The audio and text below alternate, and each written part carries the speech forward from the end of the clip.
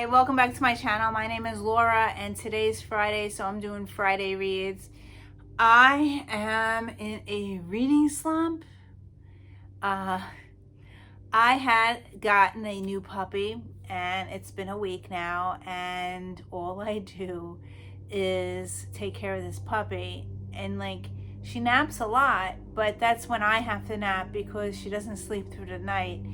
This morning I got up at 5 a.m. and I haven't stopped. It's now 10 o'clock. I am exhausted. The puppy is sleeping. I am doing my video because today's Friday. So I did try to read a couple of things. And I swear I just don't have time. I'm just so tired. Okay, so what are the 3 or 4 books that I am currently reading? I started Home Before Dark. Didn't get very far. I don't even think I got anywhere since last Friday. I have my bookmark. I am on page 31, so I didn't get very far at all. I also wanted a funny book, and someone mentioned this one, and it's a nonfiction book. I wound up picking up this one. It's called Let's Pretend This Never Happened. I did read a little bit of it, but I don't find it funny at all. So I did read 8 pages of it, and I don't know if it's not my humor or what, or I'm just too tired to read. I think I'm in a reading slump. Anyway, I read 8 pages, wasn't feeling it. I will try to read a little bit more, but yeah, I don't know if, she says things, but then she says, is this real, is not real? I don't know. This is a very popular book, and they said it's supposed to be funny, but I'm not finding it funny. So that's that one. I also picked up this one off my shelf, A Walk in the Woods. They said this was supposed to be funny as well. I don't see any humor in this. I didn't read very far though, but I only read 6 pages, but it's not humor unless it gets better later on. I don't know. I also started the second book of The Girl in 60. I did read 4 chapters, so that's at least I read something. I am listening to my audiobook. I did finish an audiobook, so I will do my review after this.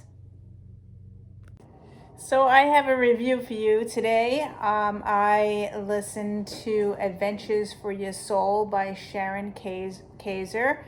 And I took notes while I was listening to this. It is on Scribd, so it was an audiobook. This is the second book that I listened to by her, and I really enjoyed it. Definitely positive messages again. I wrote down in my journal lots of notes, 9 pages of journaling just by listening to this book. So here is my first page. She goes over things to let go of. There was a whole bunch of things that she does mantras, like I am perfect as I am. I allow myself to be who I really want to be. It is safe to show my true self. Happiness is a choice, and do what you love. So that was some of the mantras that I got from her book today. She also goes over 25 adventures to your happy, and there was 25 notes that I wrote down, really positive messages, number 14 was don't postpone joy. And yeah, so lots of stuff to listen to. I highly recommend the audiobook.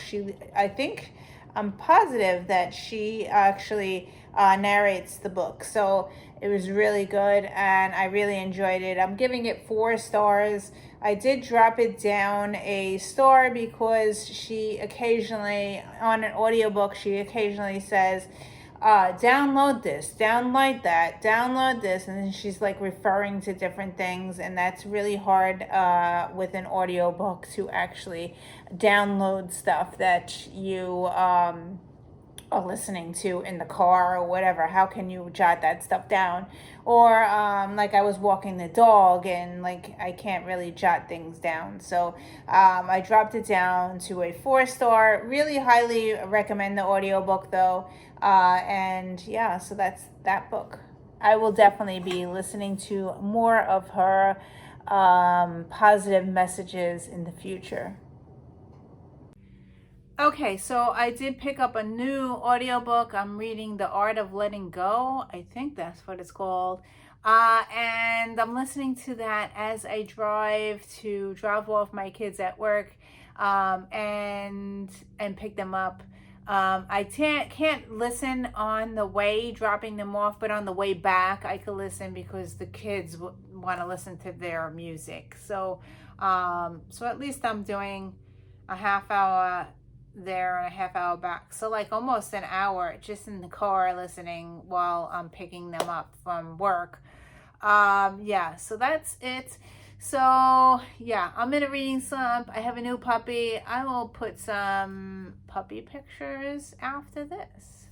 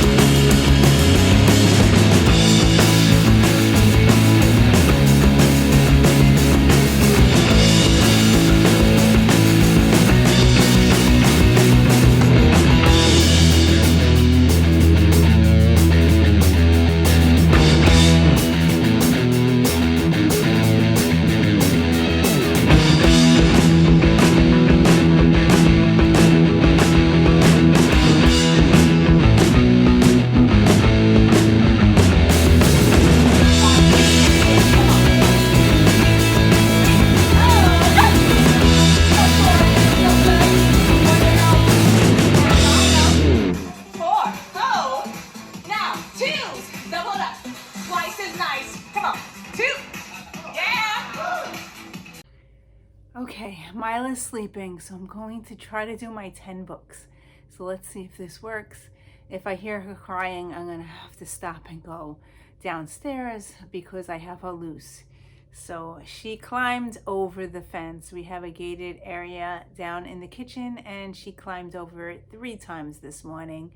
She also woke me up at 5 a.m. So I'm really, really tired, but let's try to get the 10 books out. So the first one is easy, and I'm going to read the first chapter. I didn't get any comments, I believe. I checked my emails and I didn't get anything, so I'm hoping that just by reading the paragraph I could get some out of the way. Okay, so chapter 1 of Easy. I had never noticed Lucas before that night. It was as though he didn't exist, and then suddenly he was everywhere.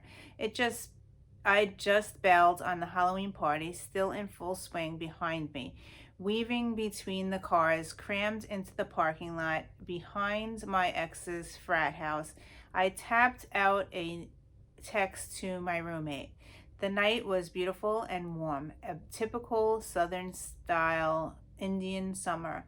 From the wide open windows of the house, music blared across the pavement, punctured with occasional bursts of laughter, drunken challenges, and calls for my shots.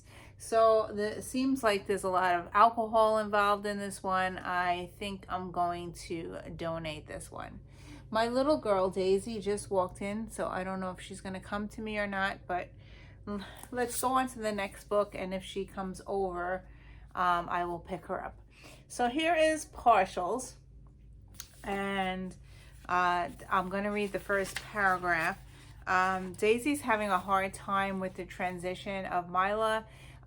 We have to keep them separated. Mila jumps and bites Daisy, so I have Daisy on the second floor and I have Mila on the first floor. I did get a trainer, and the trainer starts on July 15th, so I can't wait to do that with do the training, and hopefully they will get along. I don't know. Okay, so let's all go back to Partials. Newborn, chapter 1. Newborn, hashtag 485 GA18M died on June 30th, 2076 at 6:07 in the morning. She was 3 days old. The average lifespan of a human child in the time since the break was 56 hours. They didn't even name them anymore. Kyra Walker looked on helplessly while Dr. Scouston examined the tiny body. The nurses, half of them pregnant as well, recorded the details of its life and death. Faceless in bodysuits and gas masks. The mother wailed despondently from the hallway, muffled by the glass. Ariel at McAdams, barely 18 years old, the mother of a corpse. So, sounds really morbid. The children don't live, and it's also taking place in the future. So, do I want to read more? I really didn't get much. I think I'm going to keep it and put it on my YA shelf. Okay, moving on to this one. Do I have two of them? No, this is a different one. Okay, this is Dead Beautiful. And I'm going to go to the first chapter. It says Harry Potter start and a Twilight finish. So, is it magic in the beginning and then Twilight? Twilight, which is vampires. Okay, so let's go to chapter 1. Okay, the encounter in the woods. My parents died on a hot August evening. It was my 16th birthday, and my best friend Annie and I had snuck out to Santa Rosa for the day to celebrate.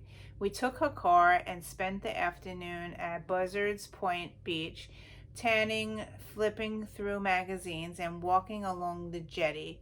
Around 5 o'clock, just as the tide began to come in, we packed up our towels and headed home so we'd be back before our parents returned from work. Annie was driving, her long sandy hair fluttering out the open window as we sped down Prairie Creek Drive. It was a scenic road that started at the coast and wound inland. Meandering through the redwood forest, Annie didn't want to drive through the national park. The route was narrow and dark and gave her the creeps. But for some reason, I felt that it was the right road to take. After 10 minutes of convincing her that it was the fastest way back to Costa Rosa, she complied. Didn't get really much out of that. So, I get rid of it. You know what? I'm going to keep it because it does say Harry Potter, and I really liked Twilight. I didn't like... Harry Potter was okay. I never finished it. I need to read book 7. Yeah, I did like Twilight. So, I'm going to keep it and read a little bit more another time. Let's move on to the next one, which is Paranormalcy. I'm looking to see Daisy went to sleep on the other side of the room. Okay, so the first chapter is called Oh Bite Me. Wait, did you? You just yawned. The vampire's arms raised over his head in the classic Dracula pose, dropped to his sides. He pulled his exaggerated white fangs back behind his lips. What imminent death isn't exciting enough for you? Oh, stop pouting. But really, the widow's peak, the pale skin, the black cape, where did you even get that thing? A costume store? He raised himself to his full height and glared icily down at me. I'm going to suck the life from your pretty white neck. So it seems like fun and exciting because it's a vampire type book. I'm going to keep it and read a little bit more. Okay, let's move on to this one, which is The Savages. I heard this is funny, more like the Addams Family. So let's try to read the first paragraph. Yeah, first paragraph. What? It's called The First Course, the first paragraph. When bad things come to light about someone, it's easy to overlook what was good about them. For Sasha, only her close friends can remember what she was really like. They could tell you everything from the name of her first crush. Some carefully constructed, badly chosen boy band Bassett, currently serving jail time for sexual mismeanders, to what she told them was her guiltiest secret, the fact that she still dreamed her first time would be with him. She could laugh at herself, looked out for others, and was even ranked as trustworthy in the last online quiz they ever took together, entitled Friend or Foe. You know, I didn't really get anything out of that one, so I think I'm going to donate this one. All right, so let's donate that one. Let's move on to the next one, which is The Flame and the Flower. And let's see. First chapter, the font is super tiny. Super tiny. Look how tiny that is. Okay, so let's see if I can read it with my glasses on. It takes place in June 23rd, 1799. Somewhere in the world, time, no doubt, whistled by on taunt and widespread wings. But here in the English countryside, it plodded slowly, painfully, as if it trod the rutted road that stretched across the moors on blistered feet. That was a long sentence. A hot, sweltering air was motionless. Dust hung above the road, still reminding the restless of a coach that had passed several hours before.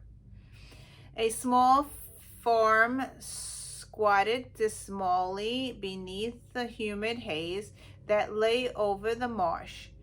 The thwarted cottage stood between spindly yews, and with shutters open, the door ajar, it seemed to stare as if aghast at some off-color jest. All right, so this is very wordy, and I didn't even finish the first paragraph yet. There's still another sentence here. It's just too wordy for me. I'm gonna get rid of it. So yeah, she's just too wordy. All right, donate that one. Next one is One Bite with a Stranger. As you can tell, lots of these are vampire books. I do like vampires. I do like Twilight. I enjoyed that book. So let's start with the first paragraph. Good Lord, you should have seen her face. I thought her eyes were going to pop right out of her head. Regina laughed along with the friends gathered in her apartment for their semi-monthly girls' night ritual. As said ritual had already involved several bottles of truly exceptional wine, Reggie was currently stretched out on her living room carpet with her head resting on a sofa pillow and her gaze fixed on the ceiling, which spun in wide, gentle swirls overhead. Okay, so it was pretty easy to read. There is alcohol involved here. Should I keep it? I think I'm going to keep it because it was kind of easy to read, and it's another vampire book, so I'm going to keep it. Move on to the next one, which is Lead Me Not, and this is chapter 1. Her name is Aubrey, and it starts. Here are the dates and times for the addiction support group on campus. We coordinate with the local substance abuse treatment center and facilitating the 12-week program. The BS in Psychology program here at LU requires 50 volunteer hours in a certified program to ensure your eligibility for graduation. Dr. Laurel held out the list and I took it with a smile. Dr. Laurel smiled back. She was a small woman with short brown hair and serious eyes behind wire-rimmed glasses. She exuded a no-nonsense persona, which is why I gravitated toward her so easily in my early days at Longwood University. I had craved her rigid demeanor to counterbalance the tailspin in my head. All right, so I think I'm going to keep it and read a little bit more. This may go into mental health, and I do enjoy that, but there is substance abuse. I'm going to give it a little more try and see what happens. So let's keep it. Okay, so I have 2 more books to go.